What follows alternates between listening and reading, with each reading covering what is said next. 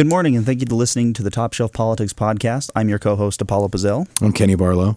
On our program today, we will be discussing Proposition 1, what it is and what it means for Utah. Our guest today is Evelyn Everton. Evelyn is the State Director for Americans for Prosperity and has become a de facto leader in the opposition to Proposition 1. Prior to her work for Americans for Prosperity, Evelyn was the VP of Government Affairs for Unspam Technologies and a spokesperson for the Child Protection Registry. Thank you for being on today, Evelyn. Thanks for having me. So first of all, I just want to get this started, Evelyn, by asking you your take on the proposition. Tell us how you became the de facto leader of this movement against the proposition. Sure. So just a little bit of a history. The way that Proposition 1 really started was through legislation that the state legislature passed in January. It was part of the gas tax increase. Utah families will now see 5 cents more on every gallon of gas that they buy starting in January. And that was part of legislation that was passed during last year, or actually earlier this year. And then as part of that, they allowed every county to put on their ballot the ability to raise their sales tax by 0.25% in kind of the narrative of helping to fund roads. And certainly there are a lot of cities that have been up at the legislature for many years asking for more road funding because that's always something a city struggles with is to maintain and keep their roads going so that drivers can use them. But part of this law that really I think is what we're most in opposition to is the fact that and how it breaks down is 40% goes to the city, 20% to the county, and 40% of this money actually goes to the Utah Transit Authority. Certainly they're our mass transit system in the state of Utah. And our real issue here is that they've been terrible stewards with our taxpayer dollars in the past. And a good indicator, I think, of what someone's going to do in the future is what they've been doing in the past. And that's been huge executive bonuses and trips all around the world and waste through contracts that are never built but paid for. So they just don't have a great history, and that's been really our big concern with Proposition 1. And certainly it's not something that the proponents of Proposition 1 are talking about, which is also even more concerning because public trust is clearly not in the corner of the Utah Transit Authority. Absolutely. So now tell me, so exactly it'll roughly raise the tax rate in Salt Lake County to 7.1%. Is that correct? That's right. Mm-hmm. Okay, so I was looking at one of the articles in the Salt Lake Tribune, and it says that that would mean that if the proposition was approved in Salt Lake County, but rural areas don't go along with it, a new car would cost on average $386 more in Salt Lake County than it would in a rural area. Is that correct? That's right. So we'll definitely Salt Lake County will have the highest sales tax in the state once this is passed. Okay, so with such a large metro area where we can go very easily over the point of the mountain, do you think that it'll have a negative impact on the economy of Salt Lake County? Certainly, I think that could definitely be the case. One of the things that proponents have really talked about is they've tried to sell this as something that all businesses want because the Salt Lake Chamber has really been pushing it. But the reality is for brick and mortar businesses who have to charge sales tax and are competing with online retailers, they're going to be at a disadvantage in this because they're going to have to be charging more money where people are going more to online sales anyways. It just makes it harder for them to do business. So you're going to have certainly car dealerships that are going to definitely see people going up to Cache Valley and other counties that aren't going to have this increased sales tax on their ballot. Right now, currently, there's 17 counties who are considering it. And it's anyone's guess whether or not these will pass or not. But, I think certainly it's going to have an adverse effect on a lot of businesses where the proponents are trying to sell this as something that's supposed to help business. Now, it's interesting you mentioned the online sales concept. Do you see in the future, let's say that this proposition ends up being shot down, or even passing, do you see the trend of online sales increasing from the passing or even the shooting down of this? Do you think this will spur more of more online commerce? And as an effect of that, do you think that these people, that the government, the state will probably try to get its pound of flesh by taxing through sales tax, internet sales as well? So, according to Utah Taxpayers Association, average person spends about $720 a year on sales tax. That's a lot of money. That could be a month's worth of rent for a lot of Utah families. So if I have the choice of buying things online where I'm not paying that extra $720 a year, certainly I'm going to take advantage of that. So yeah, I absolutely do think that this will drive more business towards online retailers.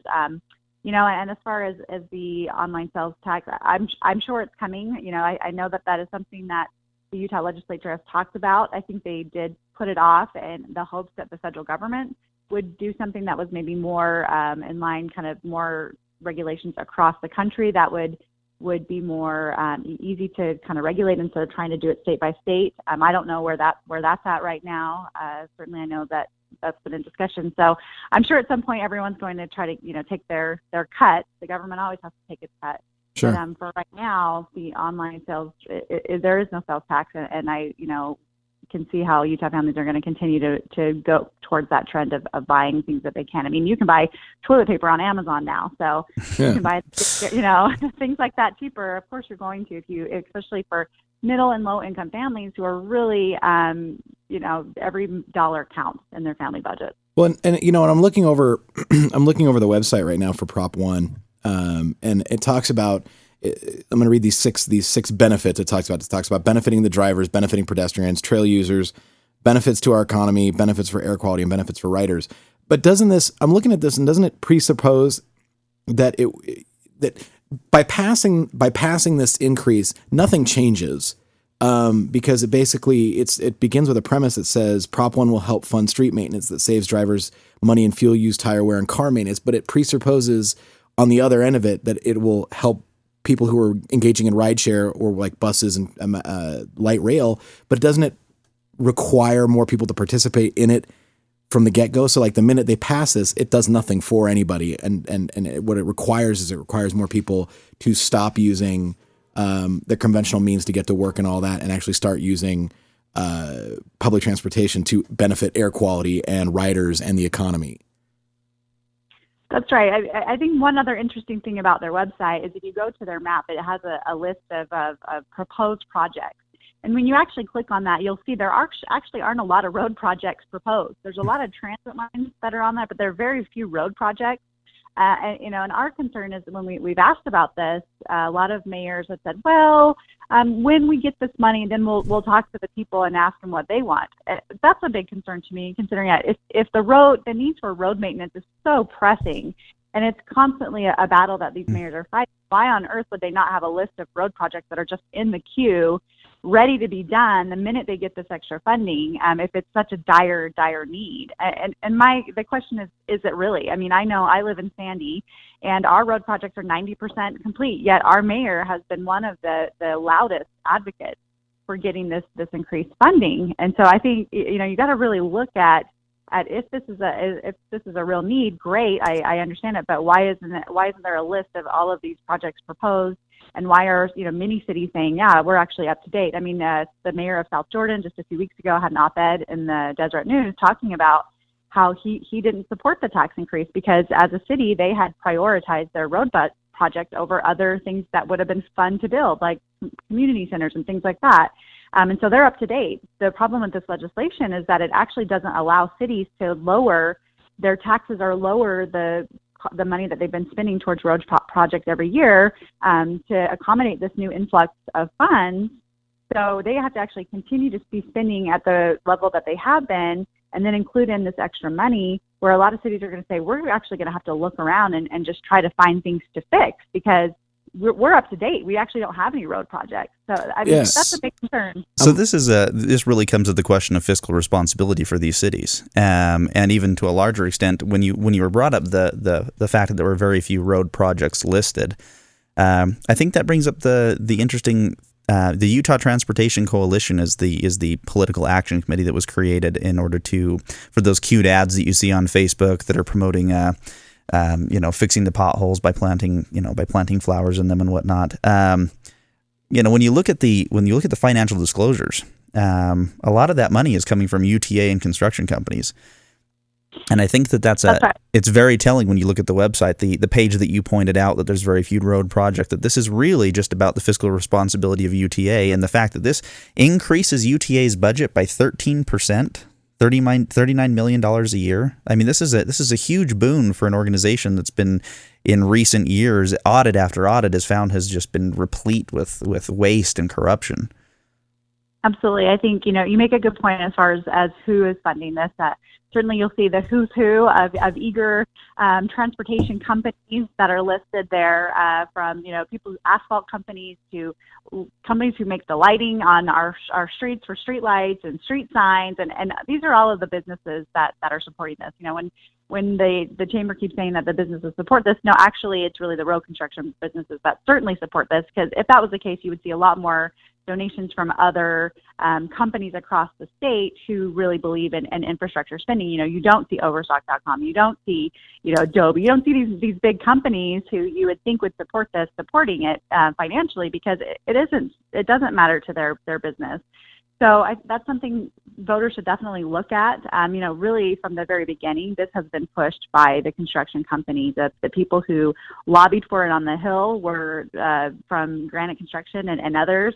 UTA was a huge lobbyist in this effort, which is how they got their big cut of this. And, I actually talked to a reporter recently about it. And even at the time when it was going through the session, there was a big rally for We Need More Roads. And they couldn't actually get anyone on camera because everyone there actually worked for a construction group company or an app. So no one would actually go on camera to say we need this. So I mean that's telling. That's very telling. And I think that there are some real problems for the future of our state if a group of businesses can get together, sell the legislature on something, get it, maybe spend a few $1 million to get it on the ballot and promote it to voters, and then get a huge, pot of money basically funneled to their companies just by doing a little bit of work on the legislature and on voters. I think that doesn't bode well for the future of our state if that's how we're going to be running things. No, I agree. And it's funny, I've got that map open. While you mentioned going to the map, I'm looking at it. And it's interesting because according to what I see in the map, and in Salt Lake County, I see about 4 road projects, local road projects. But what I'm looking at is that you get down into Utah County, and even in Utah County, there's about 2 or 3, but it's down in South Utah County in the Mapleton, Salem, Santaquin area, and then up in, the Layton area and all that seem to be the ones that are going to benefit the greatest from these local road projects. But, and if you look at the numbers, Utah County has 500,000 people, and then Salt Lake County has 1 million people, but you're going to saddle the majority of the Salt Lake County people with the sales tax revenue to pay for places outside of there that don't even benefit them. I mean, a lot of Salt Lake people hate Utah County to begin with. So why would they want to fund road projects down in South Utah County, in Mapleton, for crying out loud?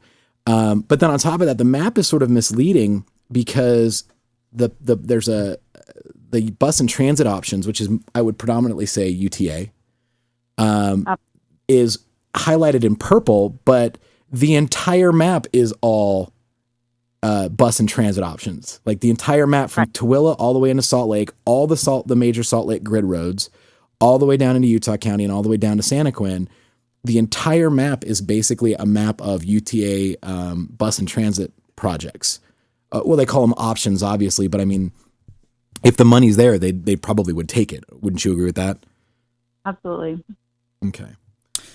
Yeah, I found the map really interesting too, because here where we have supposed dire need, our infrastructure is crumbling around us, according to supporters, and yet there are very few road projects even listed, which I think is really the seller of Proposition 1, is that, yes, of course, most people believe that we should have nice roads. We enjoy driving on nice roads. No one likes to drive on potholes, but if that's the big seller of this, then this isn't clearly where the money is going to go, because they're on their own website. They're not listing that. Okay, so 2 more questions, just to wrap it up real quick. The first one is, the proponents, I would call it a scare tactic almost. It's almost a backhanded compliment. It says our state's growing so quickly, Salt Lake County is growing so quickly. We need these kinds of taxes for infrastructure investment. because bigger roads need to be built to service the fast-growing areas and to keep the economy growing and all of that. Basically, it's a threat saying that if we don't do this, the economy, we won't be able to keep up with the growth and everything's going to be. Well, assuming that that's correct, assuming that the trend of growth continues, and which, of course, I believe it will, how do you propose that we go forward in building new construction projects if not a tax like this? My suggestion would be, looking at this more fiscally, having communities be more fiscally conservative and fiscally responsible for the funds that they already have. If you look at the amount of money that we already have allocated towards transportation, if it were put into the correct areas, and use more cost-benefit analysis, maybe I think that we could probably get a lot more bang for our buck that we already have. But what is your take? I think that's exactly right. And also the fact that people don't want to remind everyone is that if our population does double, so does the tax revenue. Sales tax, income tax, property tax, all of those things then double as well. And so, there you've solved your problem with increased people coming in and contributing to the pot of money.